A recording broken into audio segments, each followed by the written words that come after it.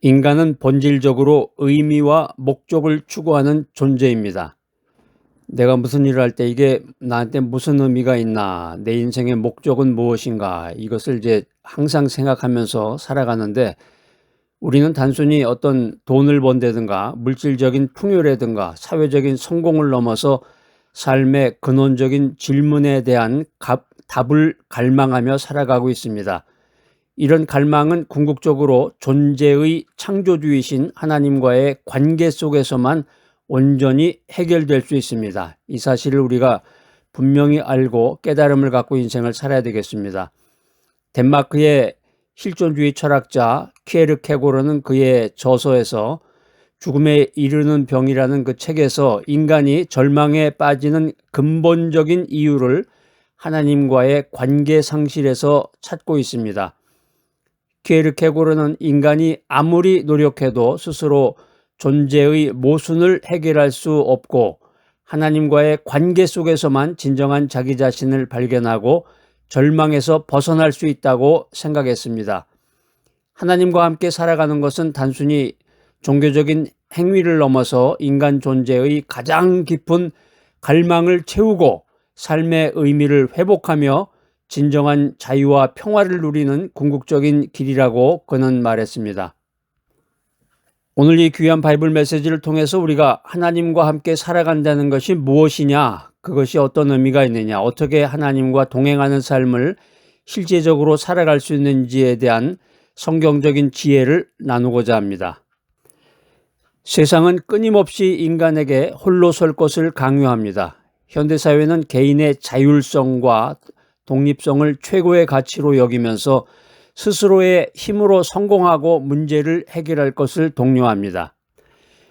실존주의 철학은 인간이 신의 존재 없이 스스로의 의미를 창조해야 하는 고독한 존재임을 역설합니다. 이런 세상적인 관점은 때로는 인간에게 엄청난 부담감을 지우고 고독과 절망 속으로 인간을 이끌기도 합니다. 홀로 모든 것을 감당해야 한다는 압박감은 인간의 마음을 지치게 만들고 결국에 가서는 관계의 단절과 고립을 초래하고 맙니다. 하나님 중심으로 인생을 살아가는 믿음의 사람들의 생각은 다릅니다. 영국의 신학자이자 저술가인 존 스타트 목사님은 그의 저서 그리스도의 십자가라는 책에서 우리는 관계 속에서 존재한다. 하나님과의 관계라든가 이웃과의 관계, 그리고 피조물과의 관계가 우리의 존재를 규정한다, 이렇게 말했습니다. 이 말은 인간이 본질적으로 관계적인 존재임을 강조하면서 특별히 하나님과의 관계가 우리 삶의 가장 근원적이고 근본적인 토대임을 역설하고 있습니다. 우리는 홀로 존재할 수 없고 하나님과의 끊임없는 교제 속에서만 진정한 안정과 의미를 찾을 수 있는 것입니다. 하나님과 함께 살아간다는 것은 우리가 홀로 모든 것을 감당하는 외로운 존재가 아니라 전능하시고 사랑이 많으신 하나님과 늘 동행하면서 하나님의 도우심과 하나님의 인도하심을 받는 복된 존재임을 깨닫는 것입니다. 요한복음 15장 4절로 5절 말씀입니다. 내 안에 거하라. 나도 너희 안에 거하리라. 가지가 포도나무에 붙어있지 아니하면 스스로 열매를 맺을 수 없음 같이 너희도 내 안에 있지 아니하면 그리하리라. 나는 포도나무요 너희는 가지라. 그가 내 안에 내가 그 안에 거하면 사람이 열매를 많이 맺나니 나를 떠나서는 너희가 아무것도 할 수 없음이라. 오늘 요한복음에 보면 이제 거하라 이런 말이 등장하는데 거하라로 번역된 이 헬라어 단어는 메노입니다. 메노라는 말은 단순히 어떤 장소에 한 곳의 장소에 그냥 머물러 있는 것을 넘어서 지속적으로 관계를 유지하고 연합하고 충성스럽게 머물러 있는 이런 깊은 의미를 담고 있습니다. 예수님께서 제자들에게 내 안에 거하라 이렇게 명령하신 것은 그분과의 인격적인 연합을 통해서 지속적으로 예수님께 붙어 있으라는 초청의 메시지입니다. 이 말은 마치 포도나무 가지가 나무에 붙어 있어야 생명을 공급받고 자라날 수 있듯이 우리가 예수님 안에서 영적으로 머물러 있을 때만 진정한 생명을 얻고 살아갈 수 있다는 것을 의미하는 말입니다.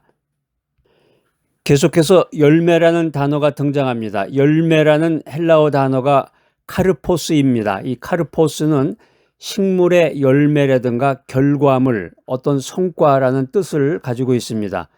성경에서는 주로 영적인 삶의 결과물, 다시 말해서 갈라디아서 5장 22절 이하에 나오는 성령의 열매라든가 빌립보서 1장 11절에 나오는 의의 열매, 또 마태복음 3장 8절에 나오는 회개에 합당한 열매 같은 것을 지칭할 때 사용되고 있습니다. 예수님은 우리가 예수님 안에 거할 때 열매를 많이 맺나니 이렇게 말씀하셨는데, 이 말은 하나님과의 깊은 연합을 통해서 우리의 삶에서 자연스럽게 드러나는 선한 영향력과 변화된 성품, 그리고 영혼 구원의 결과를 의미하는 것입니다. 카르포스를 맺는 것은 우리의 노력만으로는 불가능한 일입니다. 오직 예수님과의 지속적인 관계에서만 가능한 것입니다. 우리가 예수님 안에 깊이 뿌리박고 예수님과의 관계를 최우선으로 삼을 때 우리의 삶은 자연스럽게 풍성한 영적인 열매를 맺게 될 것을 믿으시기 바랍니다. 오늘 말씀이 우리들에게 주는 핵심 메시지입니다. 첫 번째 핵심 메시지는 하나님과의 깊은 연합에 대한 메시지입니다. 예수님께서 말씀하신 내 안에 거하라, 이 말이 참 중요한 말인데, 내 안에 거하라, 이것은 단순히 예수님을 믿는다는 이 고백을 넘어서 예수님과의 지속적이고 친밀한 관계 속에서 살아가야 된다, 이런 의미가 있습니다. 이 말은 우리의 생각이라든가 우리의 감정이라든가 우리의 의지, 그리고 삶의 모든 영역이 예수님께 연결되어서 예수님으로부터 생명과 지혜를 공급받는 상태를 의미하는 것입니다. 두 번째는 스스로는 아무것도 할 수 없다는 메시지입니다. 나를 떠나서는 너희가 아무것도 할 수 없다, 이렇게 성경에 기록되어 있는데, 우리의 한계와 바운더리, 한계와 연약함을 분명히 인정하라는 도전의 메시지입니다. 우리는 우리의 지혜라든가 능력이라든가 경험만으로는 진정으로 의미 있는 삶을 살거나 하나님이 기뻐하시는 열매를 맺을 수 없음을 고백해야 됩니다. 우리가 흔히 이제 헛똑똑이라고 그러는데, 내가 아주 스스로 잘났다, 내가 아주 똑똑하다 이렇게 생각하지만 자기 자신이 가지고 있는 지혜라든가 인생 살아온 그 경험이라든가 자기가 가지고 있는 달란트, 능력이라든가 이런 것만 가지고서는 진정으로 의미 있는 삶을 살 수가 없다라고 하는 것입니다. 자만심을 깨트리고 오직 하나님께만 의지해야 할 필요성을 강조해주고 있는 귀한 말씀입니다. 나를 떠나서는 너희가 아무것도 할 수 없다. 우리 주변에 보면은 교만한 사람들이 많습니다. 어떤 일에 대해서 남을 칭찬하거나 또 어떤 일에 대해서 감사하거나 이런 생각이나 마음이나 말이 없는 사람은 영적으로 죽은 사람이에요. 아주 교만이 꽉 뭉쳐 있는 거죠. 그러니까 자기 자신만 모르는 거야. 그래서 우리가 자꾸 말씀을 듣고 바이블 메시지를 들으면서 하나님의 말씀을 통해서 자기 자신의 상태를 깨달아야 되겠습니다. 하나님과 함께 우리가 인생을 살아나가기 위해서는 나 자신의 교만과 자기 의지를 내려놓고 우리의 모든 삶을 하나님의 손에 맡겨야 됩니다. 연약함을 인정할 때, 나의 연약함을 인정할 때 비로소 하나님의 강한 손길이 나를 붙드시고 인도하심을 믿으시기 바랍니다. 세 번째는 열매 맺는 삶의 필연성에 대한 메시지입니다. 그가 내 안에, 내가 그 안에 거하면 사람이 열매를 많이 맺나니, 이렇게 말씀을 하셨는데, 성경에 보면은 이 귀한 말씀이 기록이 되어 있는데, 하나님과의 이 깊은 연합이 풍성한 열매를 맺는 삶으로 자연스럽게 이어진다는 진리의 메시지를 우리들에게 전해주고 있습니다. 열매라는 것은 성령의 열매, 사랑, 희락, 화평, 이런 변화된 성품, 복음 전파를 통한 영혼 구원, 그리고 하나님을 기쁘시게 하는 모든 선한 행실을 포함하는 메시지입니다. 열매 맺는 삶을 살아라, 이게 막 우리가 노력하고 억지로 만들어내는 게 아니라 예수님과의 생명적인 릴레이션십 속에서 필연적으로 자연스럽게 드러나는 결과물이다라는 사실을 깨달아야 되겠습니다. 하나님과 함께 살아가는 삶은 반드시 선한 영향력을 끼치고 영적인 열매를 맺게 된다는 것을 믿으시기 바랍니다. 우리의 삶을 통해서 하나님의 영광이 드러나고 세상에 선한 변화를 가져오는 열매 맺는 삶을 살아가시기를 축복합니다. 성경에 보면 하나님과 동행한 사람들의 이야기가 나오는데 대표적인 사람으로 에녹을 들 수 있습니다. 에녹은 창세기 5장 24절에 에녹이 하나님과 동행하더니 하나님이 그를 데려가심으로 세상에 있지 아니하였더라, 이렇게 기록이 되어 있습니다. 성경에 아주 이렇게 분명히 기록이 되어 있네요. 에녹은 하나님과 동행했다. 그러니까 에녹이라는 사람은 어떤 돈을 많이 번 사람, 부자로 물질적인 풍요라든가 또 높은 지위에 올라서 사회적인 업적으로 유명한 사람이 아니라 오직 하나님과 동행한 사람, 하나님과 동행하는 삶으로 주목받은 사람입니다. 우리가 이제 그 가요에 보면 동행이라는 노래도 있죠. 동행. 최성수인가요? 최성수라는 사람이 부르는 그 동행이라는 노래도 있는데, 동행한다, 동행. 같을 동자에 이제 행동할 행자, 동행한다. 단순히 이렇게 나란히 걷는 거가 아니라 동행한다는 게 같이 이렇게 나란히 길을 걷는다는 것을 넘어서 하나님과의 깊은 교제가 있어야 됩니다. 하나님과의 깊은 교제와 순종의 삶을 동행이라고 한다는 것입니다. 에녹은 타락한 세상 속에서도 변함없이 하나님을 신뢰하고 하나님의 뜻에 따라 살아갔습니다. 에녹의 삶은 하나님과 함께 살아가는 것이 죽음을 초월하는 영원한 생명과 연결됨을 보여주는 강력한 증거가 됩니다. 우리가 성경을 읽으면서 이 에녹의 이야기를 들으면서 세상의 유혹과 죄악 속에서도 하나님과의 관계를 최우선적으로 삼고 하나님과 친밀하게 동행하는 삶을 살아갈 때, 그때 비로소 진정한 인생의 복을 누릴 수 있구나 하는 것을 깨닫게 됩니다. 신약 성경을 연구해 보면은 하나님과 함께 살아가는 방법을 임마누엘과 그리스도 안에서의 연합이라는 개념으로 심화시키고 있습니다. 마태복음 1장 23절은 예수님을 보라, 처녀가 잉태하여 아들을 낳을 것이요 그의 이름은 임마누엘이라 하리라 하셨으니, 이를 번역한즉 하나님이 우리와 함께 계시다 함이라, 이렇게 예수님을 소개하고 있습니다. 예수님은 단순한 인간이 아니라 하나님께서 친히 우리와 함께 하시기 위해서 인간의 몸을 입고 오신 분이십니다. 요한복음 14장 20절에 보면은 예수님은 그날에는 내가 아버지 안에, 너희가 내 안에, 내가 너희 안에 있는 것을 너희가 알리라, 이렇게 예수님이 말씀하시면서 예수님을 믿는 자들이 그분과 영적으로 연합하게 될 것임을 선포하셨습니다. 이런 그리스도 안에서의 연합, 유니온 인 크라이스트, 이 그리스도 안에서의 연합은 우리가 예수님과 한 몸을 이루고 예수님의 생명과 능력을 공급받으며 살아가는 가장 친밀한 관계를 의미하는 것입니다.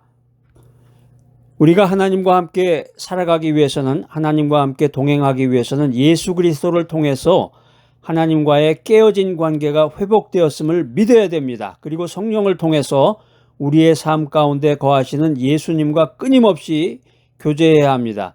성경을 통해서 예수님을 알아가고, 기도를 통해서 그분께 우리의 마음을 열고, 순종을 통해서 우리의 삶을 그분께 내어드릴 때 우리는 그리스도 안에서의 깊은 연합을 경험하게 되는 것입니다. 이 사실을 믿으시기 바랍니다. 조직 신학적으로 볼 때 하나님과 함께 살아간다고 하는 것은 성령의 내주와 거룩한 동역이라는 중요한 교리적인 틀 안에서 이해될 수가 있습니다. 고린도전서 3장 16절은 너희는 너희가 하나님의 성전인 것과 하나님의 성령이 너희 안에 계시는 것을 알지 못하느냐, 이렇게 말하고 있습니다. 성령님은 예수 그리스도를 믿는 모든 자의 마음에 내주하시며 우리를 하나님의 성전으로 삼으십니다. 성령의 내주는 하나님께서 문자적으로 우리 안에 거하시며 우리의 삶을 인도하시고 능력을 공급하시고 거룩하게 변화시키는 것을 의미합니다.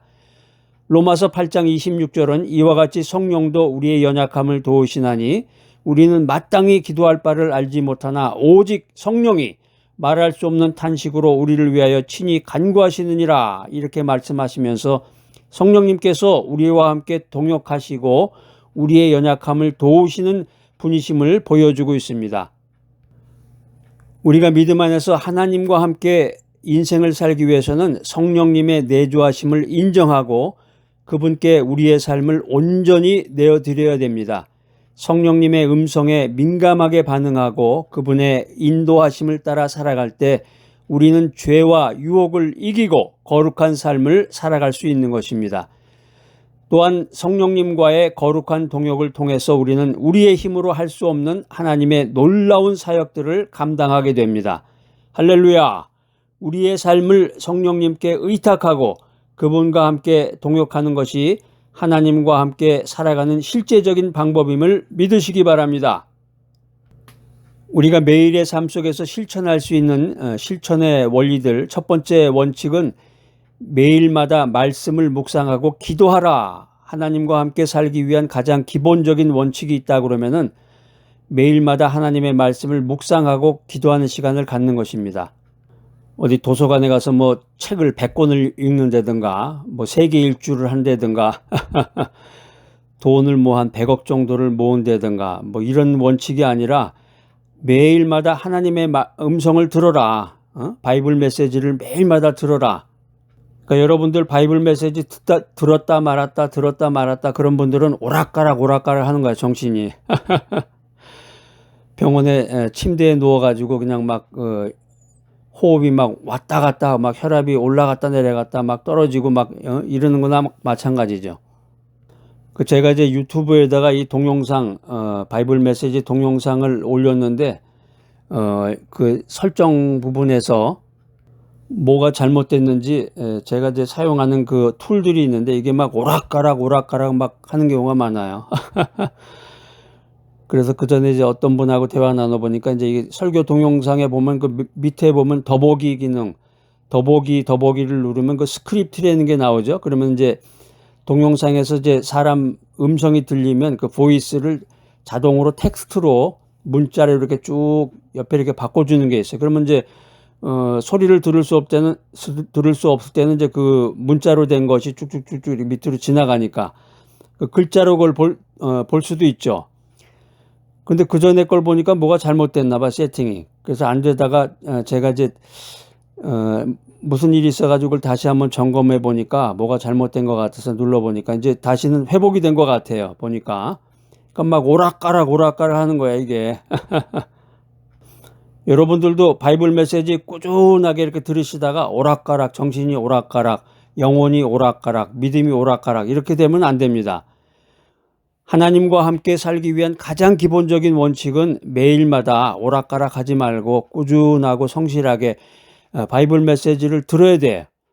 그리고 이제 바이블 메시지 맨 밑에 항상 기도하잖아요. 그때 함께 기도하면서 또 개인적으로 그 말씀과 기도의 내용을 듣고 여러분이 간단하게 또 기도할 수도 있고, 요한복음 15장에 예수님은 내 안에 거하라 이렇게 말씀하셨습니다. 이것은 마치 우리가 매일 음식을 먹고 물을 마셔야 육신이 건강하게 살 수 있듯이 영적으로도 매일마다 하나님의 말씀을 통해서 양식을 공급받고 기도를 통해서 하나님과 교제해야 함을 의미하는 것입니다. 우리가 살아가는데 보통 보면은 물을 1.5에서 2리터 정도를 마셔야 된다고 그러죠. 그래서 제가 그 계량기로 이렇게 한번 재봤더니 보통 이렇게 컵 같은 거, 컵이라고 그러는데 그 컵이 보통 보면 대개 250 밀리리터 정도 되더라고요. 250cc. 그러니까 그걸로 2개 정도, 2컵 정도를 마셔야 500cc가 되는데 2컵이. 그러니까 보통 이렇게 생수 같은 거 조그만 거 이렇게 파는 게 그게 일반 사이즈가 500cc예요. 그거 하나가. 그러니까 컵 2개를 마셔야 500이니까 그 컵으로 6개를 마셔야 된다는 얘기예요. 그러니까 아침, 점심, 저녁으로 따져서 보통 이제 아침에 그 2컵, 점심에 2컵 마시고 저녁에 2컵 마셔야 이제 간신히 그게 이제 1.5리터가 되는 1.5cc가 되는 거죠. 1.5가 되는 거죠. 1.5리터가. 그러니까 그 생수를 마시는 것도 전쟁이야. 이게 보면 전쟁이야. 물을 그 6컵을 마셔야 기본이 유지가 되는 건데 육체도 그런데 영도 마찬가지죠. 영도 기본적으로 바이블 메시지를 계속해서 들어야 되는데 그까짓 그거 하나 듣는 것도 그냥 힘들어 가지고 간신히 그거 하나 들을까 말까 한다. 그러면 어떻게 되겠어요? 이게 몸이. 물을 안 마시면은 몸이 망가지듯이 말씀을 안 들으면은 영혼이 망가지는 거죠. 그런데 이 바이블 메시지 들으시는 분들 정신 똑바로 차리셔야 돼.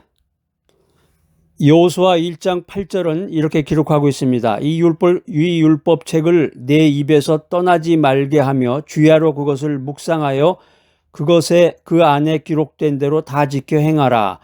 그리하면 내 길이 평탄하게 될 것이며 내가 형통하리로다. 아니 말씀을 계속해서 들으란 얘기예요. 말씀을 주야로 그것을 들으면서 그것을 생각하고 큐티를 하고 더 나가서 그 안에 기록된 대로 말씀을 들은 대로 다 지켜서 행해야 돼야 되는데 그래야 길이 평탄하고 형통할 수 있다는 얘기죠. 천국까지 갈 수 있는 거예요. 인생을 살면서. 그런데 오늘 살아보니까 괜찮거든. 이거 뭐 바이블 메시지 들으나 마느나 안 들어도 괜찮네. 아무 일도 없고 재밌는 일도 생기고 이렇게 됐다가는 마지막에 가서 천국문에 갔을 때 그때 가서 후회하게 된다는 얘기예요. 이게 시편 1편 2절에 보면 이렇게 기록이 되어 있습니다. 오직 여호와의 율법을 즐거워하여 그의 율법을 주야로 묵상하는도다.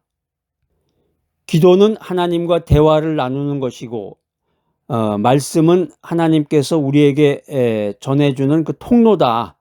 성경은 하나님께서 우리에게 말씀하시는 통로다. 이 사실을 믿어야 되겠습니다. 그 사람끼리도 그렇잖아요. 말 안 하는 사람 많아요. 대화를 나눠야 되는데 서로가 자기의 생각을 얘기를 해야 되는데 가만히 있는 거야. 저 사람이 어떻게 나오나 이것만 이렇게 눈치를 보면서 저 사람이 어떻게 나올까 이럴 때 어떻게 나올까 그러면서 자꾸 불평불만만 하는 거야. 불평불만. 그때 반응하지 않으셨죠? 이렇게 하셨죠? 저렇게 자꾸 그런 사람 있잖아요. 이런 사람은 피곤한 사람이고 이 사람은 대화가 없는 사람이로구나. 기도도 마찬가지. 그러니까 기도를 안 하면 하나님과 대화가 없는 거야. 관계가 끊어지는 거고 말씀을 계속 들어야 되는데 말씀을 통해서 하나님이 나에게 어떤 메시지를 자꾸 보내주시는 건데 말씀이 없다. 그러면은 하나님과의 연결 통로가 끊어져 버리는 거죠. 이 말씀 드리면서 이건 내 얘기 하나 보다. 그러고서 아주 그런 분이 있는 것 같은데 진짜 정신 차리고 살으셔야 돼요. 내 목표가 지옥에 가는 거다. 뭐 이런 사람은 뭐 말씀이고 기도고 다 필요 없는 거죠. 뭐 멋대로 살다가 인생 마지막 날 가서 후회할 힘도 없어요. 죽을 때는 아무런 기력이 없어요. 죽는 사람 한번 보셨나 모르겠네. 주변에 이제 지인이나 친척이나 뭐 이런 사람이 있을 때 죽어간다 그럴 때 꼭 가보세요. 그 사람의 모습이 어떤지. 완전히 기력이 없어가지고 진짜 숨 넘어간다고 그러잖아요. 숨을 그렇게 크게 쉬더라고요. 저도 예전에 그 할머니가 돌아가실 때 그 모습을 본 기억이 나는데 숨만 이렇게 몰아쉬더라고요. 그러다가 갑자기 한번 정신이 나가지고 한 번 정도 이렇게 제정신으로 그렇게 죽기 전에 그 온전한 그 얘기를 한번 하고서 죽는다 그래요. 그러니까 죽기 전에 회개해야지. 아니에요. 힘이 없다니까. 숨을 쉴 힘도 없는 거야. 사람이 죽을 때는. 매일마다 말씀을 듣고 또 기도를 하면은 그것을 통해서 우리는 하나님의 뜻을 분별할 수 있다. 죄에 대한 유혹을 이길 힘을 얻을 수가 있다. 더 나아가서 영적인 성장을 이룰 수가 있다. 그래서 삶의 방향을 잃지 않고 하나님의 인도하심을 받으며 평안과 기쁨을 누리며 천국문으로 들어갈 수 있다. 이 사실을 믿어야 돼. 이게 믿음이잖아요. 이게. 오락가락 왔다 갔다 이거 안 돼. 이렇게 하면 안 됩니다. 오늘부터 아무리 바빠도 인생이 바쁘죠. 그러니까 직장 다니는 사람보다 해외 출장 다니는 사람보다 더 바쁜 사람이 직업 없이 집에서만 있는 사람이 제일 바쁘대. 인생에서. 오늘부터 바쁜 일상 속에서도 시간을 정해야 돼. 시간을 정해서 하나님의 말씀을 듣고 또 하나님께 기도하는 시간을 반드시 갖기로 결단하시기 바랍니다. 그래야 이런 것들을 통해서 이런 시간을 통해서 하나님과 더 친해지고 하나님과 동행하는 삶을 살 수 있잖아요. 두 번째 삶의 원칙은 하나님의 말씀에 순종하라 하는 거예요. Obedience to His word. 하나님과 함께 살기 위해서는, 하나님과 동행하기 위해서는 하나님의 말씀에 순종하라는 거예요. 순종하라. 요한복음 15장에서 예수님은 내 안에 거하라 이렇게 말씀하시면서 이것은 곧 그분의 계명을 지키는 것과 연결된다는 것입니다. 바이블 메시지를 듣는다. 이게 교양인가 보다. 어떤 정보, 이런 게 새로운 게 나왔나. 오늘 히브리어가 새로운 단어가 나왔네. 이런 정보나 어떤 교양으로만 말씀을 듣는 게 아니라 아는 것에 그치지 않고 그 말씀을 우리의 삶에 적용하고 실천할 때 하나님과 깊은 동행을 경험할 수 있다. 이게 얼마나 놀라운 일이에요. 할렐루야. 어떤 사람은 계속 그런 얘기하면서 불평하는 사람이 있어요. 내가 왜 재벌의 아들로, 재벌의 딸로 태어나지 않았을까 하면서 해외여행 가가지고 유럽 여행, 동유럽에 가가지고 아주 화려한 데 가서 사진도 찍고 좋죠. 사진에서 보면 아주 자랑도 하고. 근데 이제 지나고 보면은 그런 것을 경험해 본 사람은 다 이게 쓸데없는 짓이야 보면. 사도 바울이 그런 얘기 했잖아요. 이게 다 배설물이라고. 다 이게 필요 없는 거예요. 이게 영적으로 해석해 보면은 다 필요 없는 거더라고요. 보면 죽기 전에 이게 다 무슨 소용이 있겠어요. 자기가 뭐 사진 찍은 거 뭐 다 이게 챙겨가지고 뭐 하늘나라 가서 뭐 거기서도 막 뿌리면서 뭐 자랑하겠어요? 세 번째 삶의 원칙은 공동체 안에서의 삶입니다. 하나님과 함께 살아가는 것은 홀로 고립된 삶을 의미하는 것이 아니고 우리는 공동체라는 게 이제 교회 공동체를 얘기하는 건데, 가족 공동체도 있고, 이제 지인 공동체도 있고, 자기 주변에 이렇게 사람들이 모이잖아요. 두세 사람이 모이기만 해도 그게 이제 공동체인데, 그 공동체 안에서 서로 교제하고 섬기고 하나님을 알아나가야 됩니다. 사도행전 2장 42절에 보면은 초대교회 성도들이 사도의 가르침을 받아 서로 교제하고 떡을 떼며 오로지 기도하기를 힘쓰니라 이렇게 기록되어 있습니다. 그러니까 공동체라는 게 이제 좋은 영적인 멘토를 만나서 그 멘토와 대화도 나누고 그 멘토의 말도 들으면서 자기의 그 믿음 성장을 위해서 기도하면서 그 말씀을 사모한다 그러면 이것도 굉장히 엄청난 그 힘이 되는 거죠. 오늘 바이블 메시지 들으신 여러분들, 하나님과 함께 살 수 있는 방법, 하나님과 동행한다는 것은 멀리 있는 것이나 어려운 것이 아닙니다. 여러분 어디 가서 지금부터 주식 투자나 뭐 기업을 창업해가지고 뭐 돈 한 100억을 벌어야 이게 가능하다. 지금부터 어디 가서 책을 한 수레 정도 읽어야 하나님과 동행할 수 있다. 불교에서 말하듯이 무슨 뭐 108번뇌 같은 거 무슨 뭐 고행을 해야 이런 것이 가능하다. 이거 좀 되지 않는 거죠. 하나님과 함께 살 수 있는 방법이라는 게 멀리 있거나 어려운 게 아니다. 그것은 예수 그리스도를 통해서 이미 우리에게 열려져 있는 특권이다. 매일의 삶 속에서 실천해야 할 영적인 원리다라는 것입니다. 존 파이퍼 목사님은 하나님은 우리의 지성이나 의지 또는 감정이 아니라 우리 자신을 원하신다. 이렇게 말했습니다. 이 굉장히 아주 의미 있는 말이네. 하나님이 원하시는 것은 내가 가지고 있는 지성이라든가 또 어떤 그 결단이라든가 또 느낌이라든가 이게 아니라 나 성령 충만해서 뭐 방언도 하고 뭐 할렐루야 뭐 은사도 많고 하나님이 원하시는 건 그런 게 아니란 얘기예요. 내가 얼마나 똑똑한가 이런 게 아니란 얘기야. 나 자신을 원하신다. 이거 굉장히 아주 깊이 있는 말입니다. 이 존 파이퍼 목사님 아주 굉장히 그 영성이 높으신 아주 귀한 분이죠.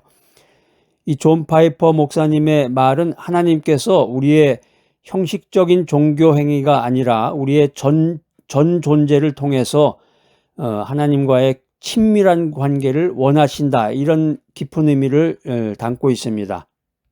그러니까 이런 영성학자들의 그 이야기를 들어보면 그래서 책을 사서 보는 거 아니에요? 책을 쭉 읽어보면 굉장히 수준이 높고 영적인 그런 높은 단계로 올라갈 수 있는 그런 계기가 되는 거죠. 하나님과 함께 인생을 살아간다고 하는 것은 삶에 있어서 가장 큰 축복 중에 하나입니다. 이 축복은 우리의 모든 삶에 영원한 의미와 만족을 가져다 줌을 믿으시기 바랍니다. 내가 사는 게 무슨 의미가 있을까? 인생에 만족이 없이 그냥 계속 불평불만만 해대면서 기쁨 없는 인생을 살아간다. 이 사람은 한마디로 말한다 그러면은 관계가 잘못된 거예요. 릴레이션십, 관계가 잘못됐는데 그 관계의 핵심은 하나님과의 관계가 잘못된 거죠. 하나님과의 관계가 잘못되고 또 자기 주변에 있는 사람들과의 관계가 잘못된 사람이다라는 거예요.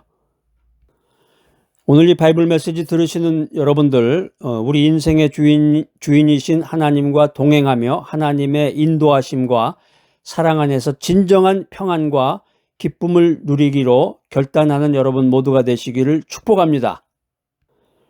그래서 나의 삶이 하나님과 동행하고 하나님과 함께하는 아름다운 여정이 되면 얼마나 좋겠습니까? 사랑과 은혜가 충만하신 하나님 아버지, 오늘 하나님과 함께 살 수 있는 방법이라는 귀한 말씀을 주셔서 감사합니다. 저희가 포도나무 가지처럼 예수님께 깊이 붙어있지 아니하면 아무것도 할 수 없음을 고백합니다. 저희의 연약함을 인정하고 주님만을 온전히 의지하게 하여 주시옵소서. 우리가 매일마다 주님의 말씀을 묵상하고 기도하며 주님의 말씀에 순종하는 삶을 살게 하여 주시옵소서. 또한 믿음의 공동체 안에서 서로가 사랑하고 격려하며 함께 주님과 동행하는 기쁨을 누리게 하여 주시옵소서. 임마누엘 되시는 주님, 우리의 삶의 모든 순간에 함께하여 주셔서 우리의 삶을 통해서 주님의 영광이 드러나게 하여 주시옵소서. 예수 그리스도의 이름으로 기도드립니다. 아멘.